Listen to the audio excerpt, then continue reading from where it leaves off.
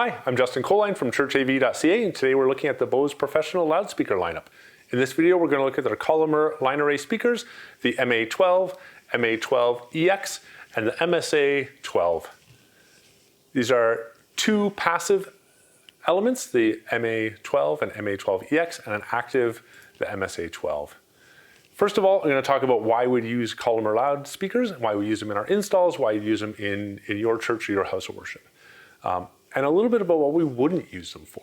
So these are arrays of 12 speakers. There's 12 2-inch speakers here, great for vocal clarity and vocal intelligibility, not great for high energy music, for contemporary worship, for rock and roll sound.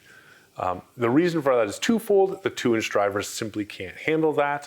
And the other reason is the way that they control the pattern control or the sound, where the sound goes acoustically in the room.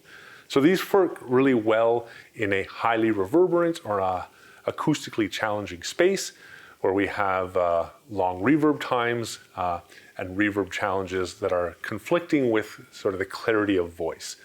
So when we think about loudspeaker system design in any application, we're looking to ensure that the user hears the first reflection.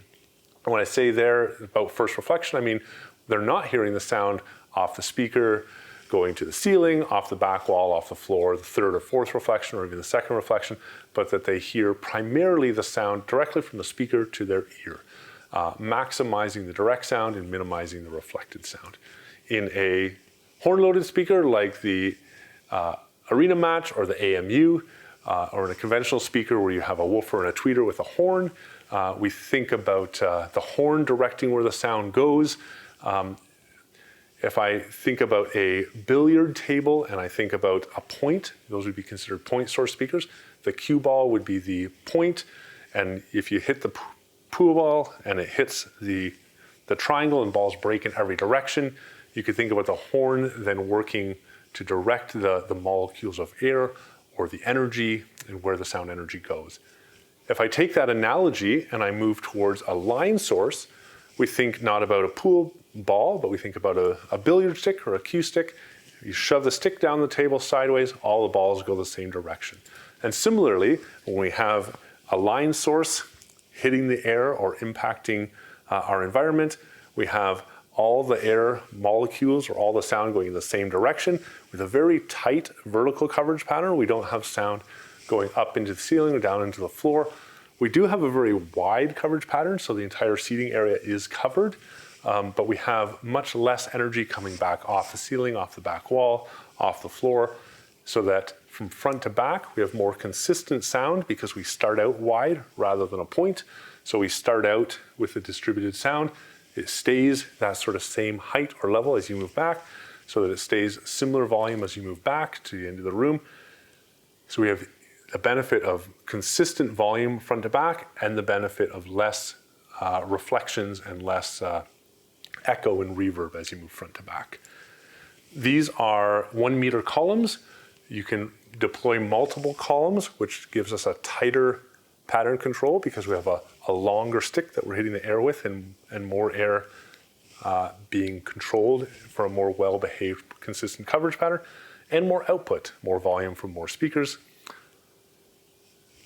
We spoke about the uses and how we use these for vocals. There's an MA12, which is for sort of vocal range, and MA12EX, which is an extended range that allows a greater low frequency range. Still not for rock and roll, still not for contemporary music, but you want to play an acoustic guitar, you want to do a sort of lower energy accompaniment music, you can do that through an MA12EX.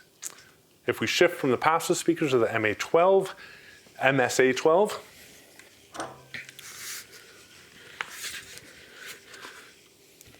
we notice that we have a similar profile in the front. We have a similar array of 12 2-inch loudspeakers.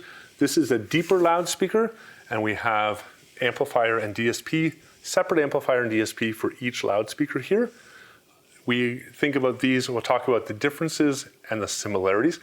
Similarities is that we're similar applications. We're looking for spaces where we need a high degree of vocal intelligibility, where we're not doing high energy rock and roll, or we're not doing high energy contemporary music. And then the differences would be in the way that it's powered and the way in which it's able to control or steer sound. So using that same length here, we now have the ability to delay or process the sound for each of the 12 speakers separately. And if we think about the bottom speaker being delayed, it is the acoustic equivalent of moving it further back because the sound does not come out as soon. And we can artificially or digitally steer by fake bending the speaker backwards so that the sound would go down rather than straight out. The algorithms are all written by Bose. We have software that we can use to use those presets and those algorithms to steer the sound where we want it to go. And we can have very consistent sound front to back. The algorithms are available for a 1 meter column, for a 2 meter column, or for a 3 stack for a 3 meter column. We've had great success in rooms up over 100 feet long with a 3 meter column with very consistent sound front to back. The biggest challenge in these big halls is that we finish, deploy our system, we test and tune and commission it, and it's very consistent front to back. And we'll get a complaint or a call from a executive director or a parishioner or somebody working in the church who says, it's just not loud enough. It sounds great in the front. And we'll sit with them in the front and they say, yeah, I can hear fine, but they can't hear in the back. It's not loud enough. And we'll say, do you have that complaint? And they'll say, no, but I know it's not loud enough because it's the right volume here. And we'll walk to the back and it'll sound the same. And we'll have to explain that the sound is now consistent front to back. It's the way the system is designed to be deployed. And in the end, it's a great performing system. We have had systems where we've deployed these with low frequency extension, with 15-inch subwoofers, with a product similar to the AMS 115, but primarily systems where they're used for vocal intelligibility, not for high energy music. These are analog inputs or Dante inputs. If you use them as Dante inputs, you can run 2 inputs and you can run 2 separate beams out of them, which might allow you to cover 2 different seating areas or 2 zones. You might have one for a full room or one for the first half. More commonly, we'll have one for the first room, for the main floor, and one for a balcony, and the ability to turn a balcony on or off depending on how it's being used or if the balcony is open.